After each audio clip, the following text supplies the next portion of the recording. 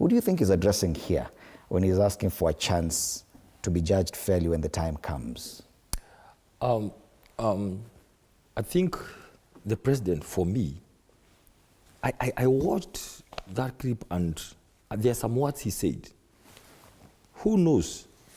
I could be the agent of destiny for the transformation of this nation. That shocked me. And I was thinking from history, I juggled my mind all the way.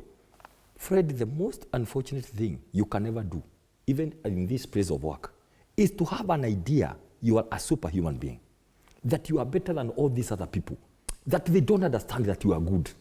You know, they don't understand that you are the best. You are sent. You are sent to come and liberate them. Now that is very self-deceiving. And I think that's the problem we have here. There's a man here who thinks, you guys, you don't understand that I am the man. I'm the one. And this thing is so bad because it can deceive you to think that you are so good and any other person, doesn't understand. And that points to his style of leadership. However good CS you are, however you think you have the best plans, if you don't take them through for them to be checked and finally to have a word, they will never be implemented. So there's this idea, and I've been looking and I said, this is very dangerous.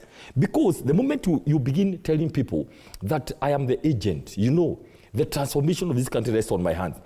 Greatness it's not you to say that you are great or you are a very good leader. It's other people who come and say, wow, this man, we like the way he is leading the country, and they bestow leadership on you, and they come and say, they bestow accolades on you. So that shocked me. When you begin talking that you could be the agent of destiny for the transformation, but the people you are leading don't think that way.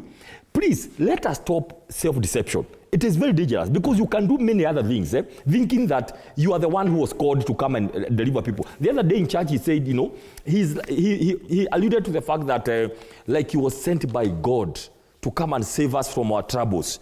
That talk is dangerous because then you want to point to yourself like somebody super, and other people are your subjects. The way you can tell them anything and they don't understand, like small children, You guys are not understanding I'm the Messiah. But let me add, the number two quickly. Don't you think that could work in a very religious society like ours? Now, that is now the problem because Kenyans, everybody here in this country, went to Sunday school. They went to Sunday school, the youth department, they led commitment classes. They understand God also. So you cannot come and tell us, how cats work. Cats are people with less knowledge. So because the people have less knowledge, and you think you can manipulate them, then you can manipulate people because in a cattish way, we expect that there are people who are not learned. But in this country, everybody knows God in their own way.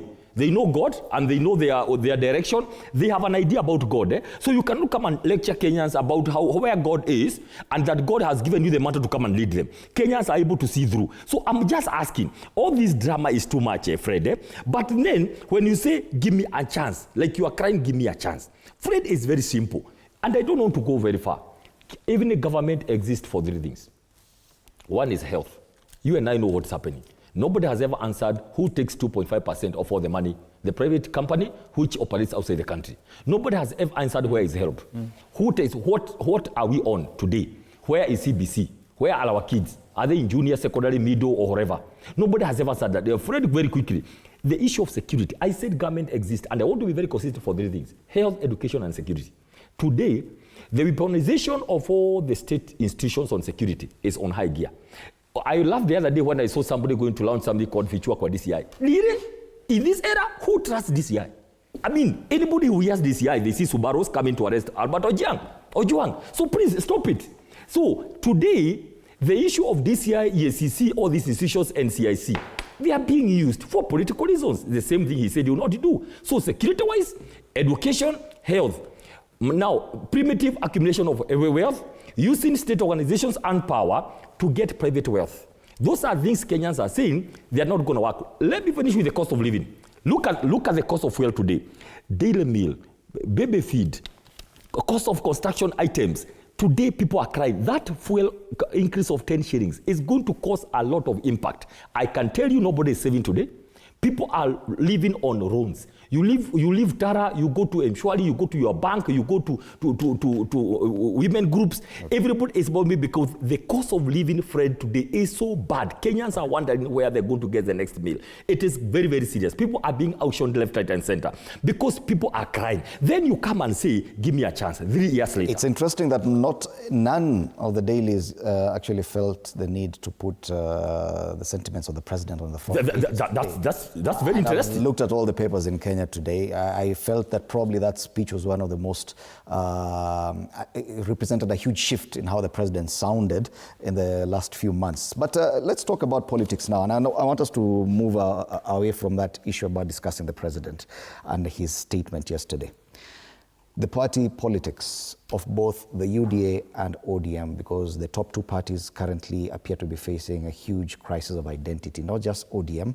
ODM apparently is on most of the front pages, 3 papers to be precise, on the front page of the People Daily, Daily Nation, and Taifa Leo.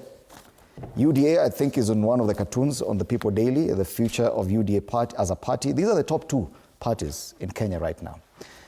In terms of parliamentary strength, UDA, the top party, and ODM still maintaining a significant hold on parliamentary politics. We've seen what the SG of